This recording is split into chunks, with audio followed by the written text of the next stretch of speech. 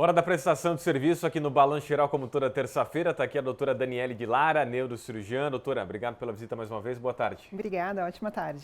Vamos falar um pouquinho sobre AVC hoje. Esse é o assunto, o tema, a doutora responde desta terça-feira. Você que tem perguntas sobre AVC, pode ir mandando aqui pra gente. No frio agora, aumenta a chance de AVC, doutora? Pois é, Rodrigo, mais uma coisa para a gente cuidar, né? Então, no frio, nós naturalmente temos a pressão um pouco mais alta, que é um fator de risco para o AVC. Né? Além disso, nosso sangue ele tende a ficar um pouco mais grosso, mais espesso, tem mais risco de formar coágulos, fechar as veias lá dentro do cérebro. O idoso já não toma muita água, aí chega no inverno, toma menos água ainda, fica um pouco desidratado. Então, tudo isso contribui para aumentar um pouco mais ainda o risco do AVC. Por que ocorre o AVC, doutora? O AVC ele acontece por dois motivos. O primeiro é quando se fecha uma artéria dentro do cérebro, então um coágulo vai de algum lugar do nosso corpo, entra na circulação cerebral, fecha esse vaso e o sangue não chega. Portanto, esse tecido para de receber sangue, para de funcionar e aí a gente percebe as alterações, fica sem mexer um braço, uma perna. E o segundo motivo é quando rompe uma artéria do cérebro e aí forma um coágulo lá dentro e também pode dar um AVC com as mesmas alterações neurológicas, né? Então são duas situações diferentes, mas que no final causarão a mesma situação trágica. Tem como prevenir agora no inverno o AVC? Como é que funciona? Tem sim. É importante lembrar que ninguém tem AVC por causa que está frio. Né? Esses dias internou comigo um paciente falou: eu tive AVC porque eu discuti com meu vizinho e eu fiquei nervoso. Não, tem AVC porque é um idoso, tem mais fator de risco, a pressão não está controlada, toma um remédio quando lembra, tem aquela barriguinha, não faz atividade física, né? Então, a mesma coisa, não vai ter AVC só por causa do frio. Como é que a gente previne? Previne fazendo aquilo que todo mundo sabe que tem que fazer, mas infelizmente muita gente não faz. Cuidando da pressão, diabetes, praticar atividade física, cuidar do que come, uma alimentação adequada, né? Tentar manter o peso ideal, ter uma boa qualidade de sono. Então, a gente previne o AVC da mesma forma que previne todas as doenças cardiológicas, infarto da mesma forma, tendo uma boa qualidade de vida. Perguntas aqui no WhatsApp, está aqui na tela já a primeira participação. Os anticoncepcionais podem causar AVC? A Carla ela não quis identificar aqui, mas fez a pergunta. E aí, doutora? Oi, Carla. Os anticoncepcionais, eles podem causar uma situação chamada trombose cerebral na mulher, né?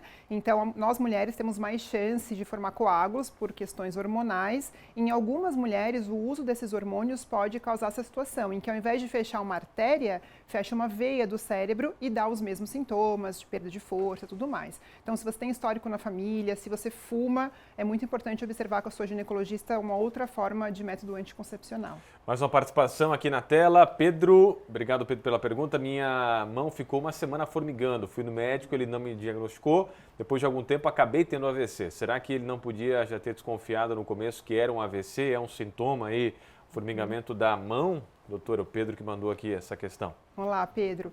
O AVC, como diz o nome, ele é um acidente vascular, é uma coisa súbita. Então, normalmente ele não vai trazer sintomas assim por dias, formigando, que vai evoluindo. É difícil saber porque eu não sei o tipo de AVC que você teve.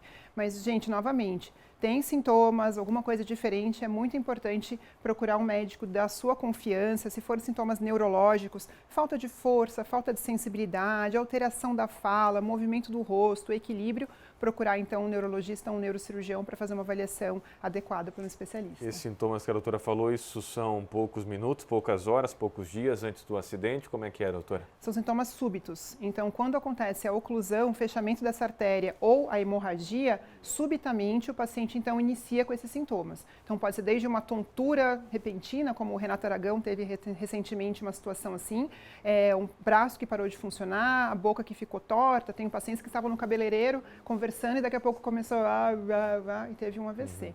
Então, se você tem algum sintoma mais leve, não precisa esperar ficar com a boca torta, né? Esperar ficar com o braço sem mexer. Mas como o Pedro comentou, teve um formigamento, é importante procurar, sim. Espero que seja bem aí tudo bem com o Pedro, né? Agora, né? Até por causa das sequelas que a gente sabe que pode dar um AVC, né? O Jeff, tenho pressão alta e dias atrás tive uma dormência na cabeça. Isso pode ter relação a um possível AVC?